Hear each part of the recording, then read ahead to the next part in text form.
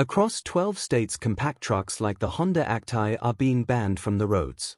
To most people they look like harmless little boxes, but to regulators and lobbyists they are a threat, an affordable, efficient, foreign-made solution that works a little too well. From farmers in Ohio to baristas in Oregon, small business owners have quietly built their livelihoods around these vehicles. They park easier, cost less, and sip fuel instead of guzzling it. So why are lawmakers racing to shut them down? What loophole are they using? Who's funding the crackdown? And what could this mean for the future of affordable transport in America? By the end, you'll know exactly how deep this goes, and we will reveal the one manufacturer quietly pulling strings to keep these trucks off US streets for good. When small became the new big, the numbers told the story of a quiet revolution.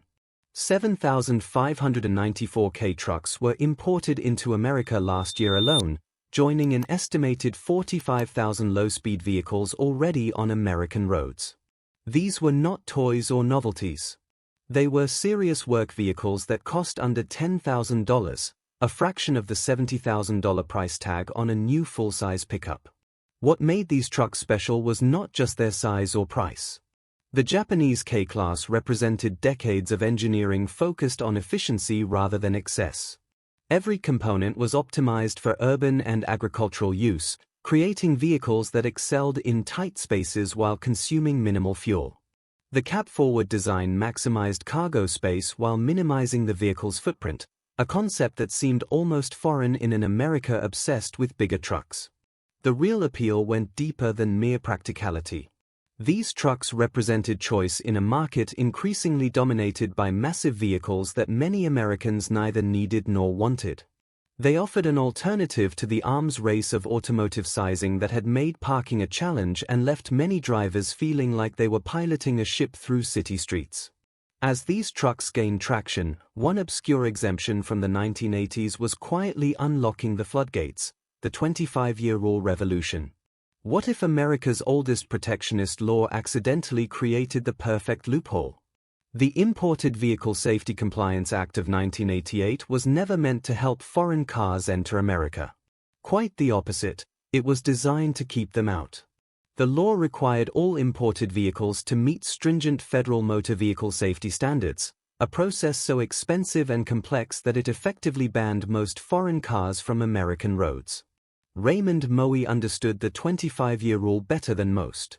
A passionate collector of unique Japanese vehicles, he had built his hobby around the magical exemption that transformed forbidden fruit into legal imports. Once a vehicle reached 25 years old, federal law classified it as a classic, exempt from the modern safety and emissions standards that blocked newer imports. The rule had created an entire subculture of enthusiasts waiting for their dream cars to age into legality: Japanese sports cars, European exotics, and yes, practical K-trucks that had been impossible to import new suddenly became available to American buyers. Import companies sprouted up to serve this growing market, bringing container loads of aged vehicles across the Pacific.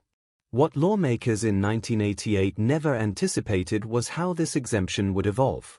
What began as a collector's backdoor was about to be exploited for something far more disruptive and far more practical. The perfect storm of practicality, this regulatory gap was about to become the foundation of a transportation revolution. Alex Perkins had grown tired of wrestling with the dying Ford Ranger that Precision Motorworks used for dump runs and parts delivery. The aging pickup was unreliable, thirsty for fuel, and increasingly expensive to maintain. When the shop's owner suggested replacing it with a Honda Actai truck in 2020, Perkins was skeptical. 6 months later, he was a convert. The compact truck handled everything the Ranger had done, only better. Its abundant tie-down points made securing loads simple and secure. The cab-forward design provided excellent visibility, eliminating the blind spots that plagued larger trucks. Most importantly, the simple mechanical systems made maintenance straightforward and affordable.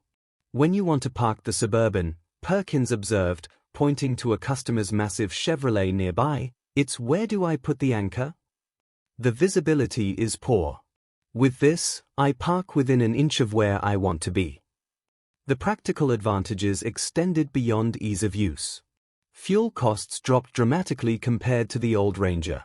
Insurance was cheaper. Parts were readily available and reasonably priced.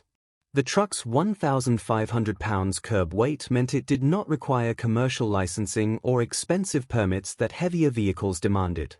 Across America, similar stories were playing out.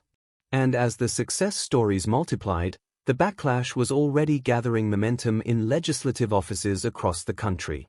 But we didn't just collect stories, we verified registrations, dug through vehicle code, and followed the policy trail across 12 states. Now you see how one loophole turned into a nationwide movement, until lawmakers started pushing back.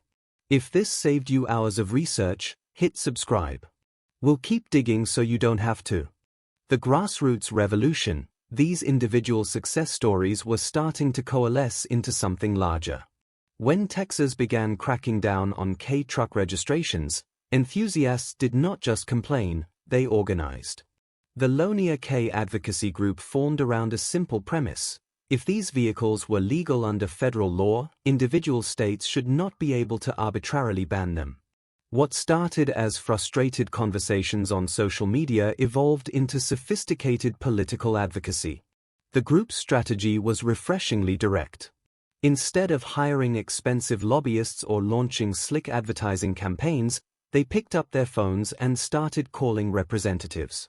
Over the course of their campaign, Lonia K members made 180 individual contacts with Texas lawmakers, sharing personal stories and practical arguments for K-truck legality. M. Christian, one of the group's leaders, understood that successful advocacy required more than emotional appeals.